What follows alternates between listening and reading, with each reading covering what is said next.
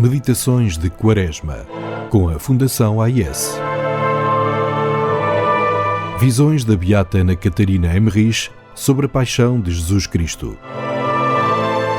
33º dia. Aguarda no túmulo de Jesus.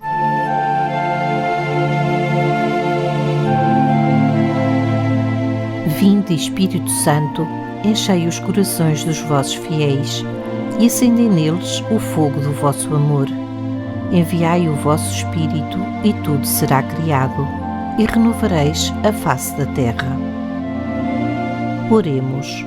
Ó Deus, que instruístes os corações dos vossos fiéis com a luz do Espírito Santo, fazei que apreciemos retamente todas as coisas, segundo o mesmo Espírito, e gozemos sempre da sua consolação. Por Cristo nosso Senhor. Amém.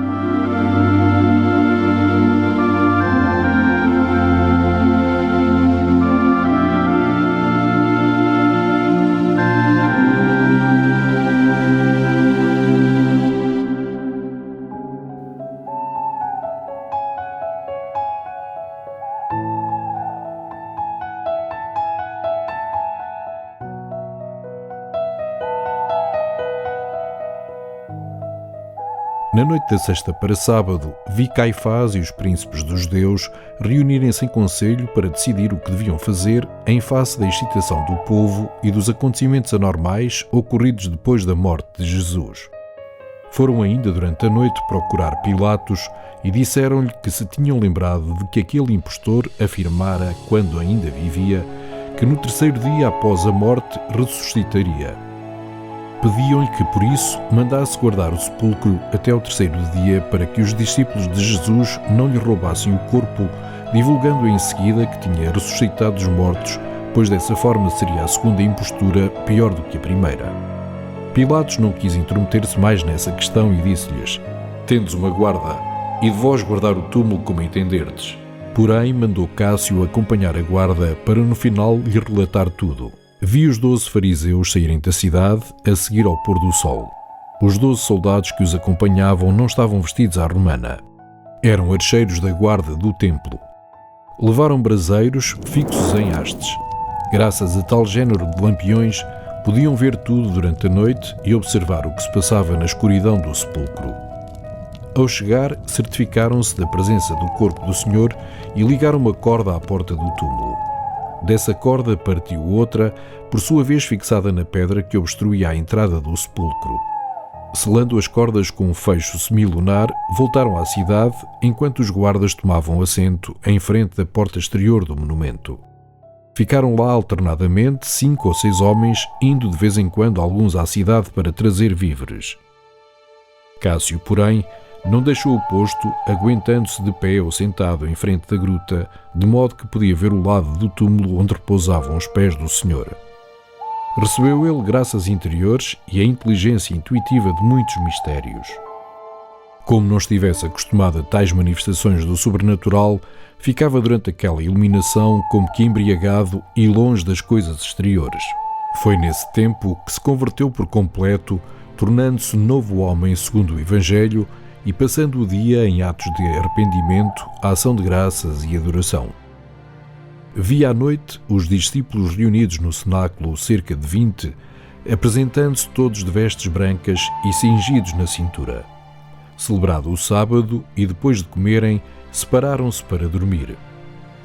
No local onde ficava a Santa Virgem, via-se uma sala grande e alguns espaços separados por biombos ou divisórias que serviam de quartos de dormir.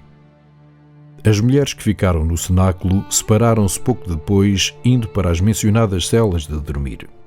A seguir à meia-noite, levantaram-se de novo, arrumaram a roupa, enrolaram os leitos e reuniram-se sob o candelabro em volta da Santa Virgem para rezarem alternadamente os salmos da lei. Findo o noturno, bateu João com outros discípulos à porta da sala das mulheres, que na companhia deles e da Santa Virgem seguiram em direção ao templo. Viu-os lá chegar na altura em que o sepulcro era selado, cerca das 3 horas da manhã. O templo encontrava-se aberto e, segundo o hábito desse dia, até o átrio dos sacerdotes era acessível ao povo. Contudo, não encontraram lá ninguém. Tudo estava em desordem, produzida pelas terríveis destruições do dia anterior, tendo ficado o templo profanado devido às aparições dos mortos. Contemplaram elas em silêncio e com assombro as destruições da véspera, adorando o testemunho do poder divino ali manifestado. Vi lá muitos destroços ainda não reparados. No ponto da junção entre o átrio e o santo, via-se uma tão larga fenda no muro que um homem podia passar à vontade por ela. A padieira, por cima da cortina, diante do santo, abaixara e as colunas que a suportavam cederam, inclinando-se para os lados. Pela grossa pedra caída do muro setentrional do templo, junto da cela de Simeão também destruída, formara-se tão grande abertura no lugar onde aparecera Zacarias que as santas mulheres puderam passar sem a menor dificuldade e, do outro lado, próximo da cátedra em que o menino Jesus ensinara, contemplaram através da cortina rasgada o santo, facto em outros tempos inteiramente proibido. Outros muros caíram ainda, afundando-se partes do solo e saindo várias colunas dos seus lugares. A mãe de Jesus visitou todos os lugares que lhe eram queridos. Prostrando-se por terra, beijava-os, chorando, e com palavras comovedoras referia os factos ali ocorridos. Mostrou às companheiras por onde dera entrada a primeira vez no templo, quando menina, e onde fora educada na parte sul do edifício. Mostrou-lhes onde desposara o santo patriarca São José, onde apresentou Jesus, pois lá é que Simeão e Ana profetizaram a respeito do menino. A espada, mas a espada verdadeiramente dolorosa, atravessara-lhe duramente o coração. Venerados todos os lugares santificados pela presença de Jesus, com palavras de saudade, beijos, lágrimas e orações, voltaram de novo ao cenáculo. João e os outros discípulos foram juntar-se aos homens que, em número de 20, ficaram no cenáculo durante o sábado, rezando alternadamente à luz do candeeiro. Viu-os também receberem timidamente alguns recém-chegados, conversando com eles e chorando. Todos mostravam íntimo respeito e certa vergonha diante de João, que perseverara com Jesus até à morte. João, porém, mostrava-se benévolo e afetuoso para com todos e simples como se fora uma criança, tratando-os com humildade. Vi depois as santas mulheres reunidas na sala já referida, iluminada pela luz da lâmpada, pois as janelas e as portas continuavam cerradas. Contemplei-as diversas vezes e sempre as vi rezando ou de luto, de modo que descrevi.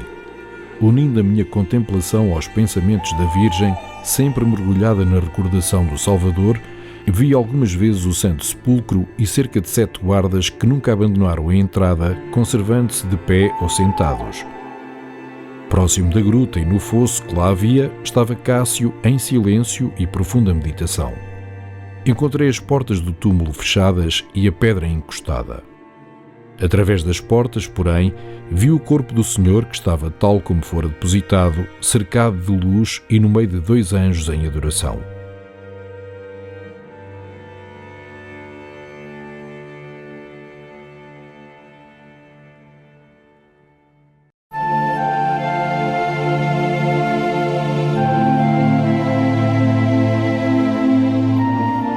Jesus, manso e humilde de coração, fazei o nosso coração semelhante ao vosso.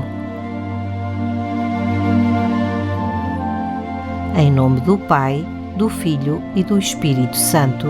Amém.